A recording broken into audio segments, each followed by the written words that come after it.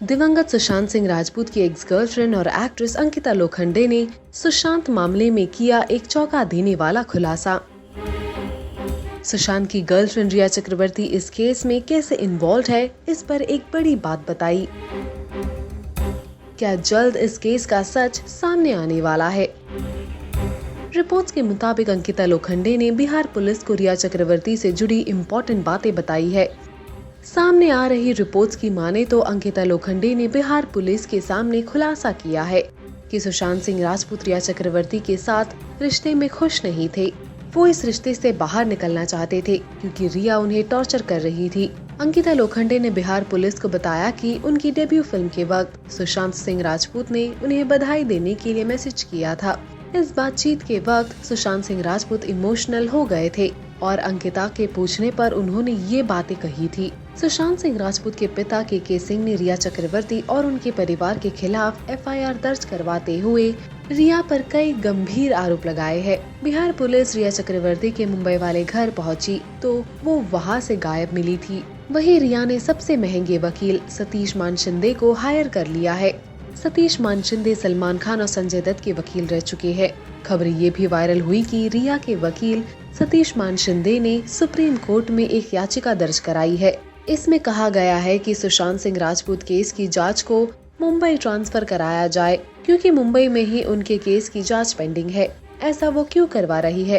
क्या छुपा रही है रिया? अंकिता लोखंडे के दावे कितने सच है, इस पर पुलिस की तफ्तीश जारी है। लेकिन एक और बात जो गौर करने वाली है वो ये है कि कुछ ही दिनों पहले खबर आई थी कि कंगना रनौत ने बताया था कि अंकिता लोखंडे ने सुशांत की हालत के बारे में उनसे चर्चा की थी, जिसमें अंकिता लोखंडे के मुताबिक सुशांत सिंह राजपूत परेशान थे।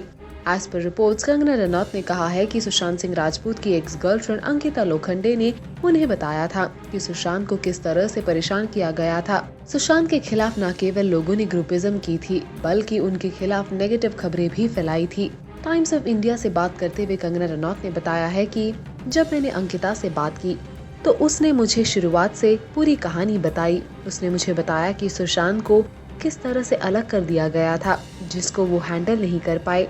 अंकिता ने मुझे बताया है कि सुशांत सुपरस्टार बनने के बाद भी काफी सीधे थे। हालांकि वो इतने दिन इंडस्ट्री में रहने के बाद भी मोटी चमड़ी के आदमी नहीं बन पाए थे। वो जब नए थे तो ट्विटर पर फैंस से लड़ाई करते थे कि वो उनके बारे में ऐसा क्यों सोचते हैं, उनके दिमाग में ऐसी बातें कहाँ से आई।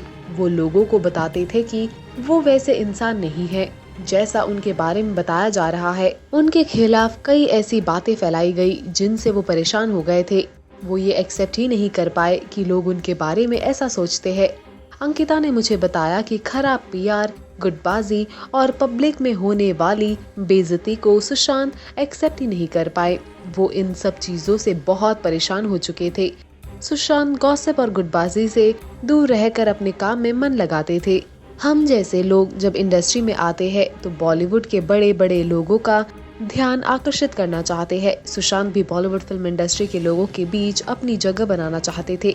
अंकिता ने मुझसे कहा कि कंगना, सुशांत एकदम तुम्हारी तरह था।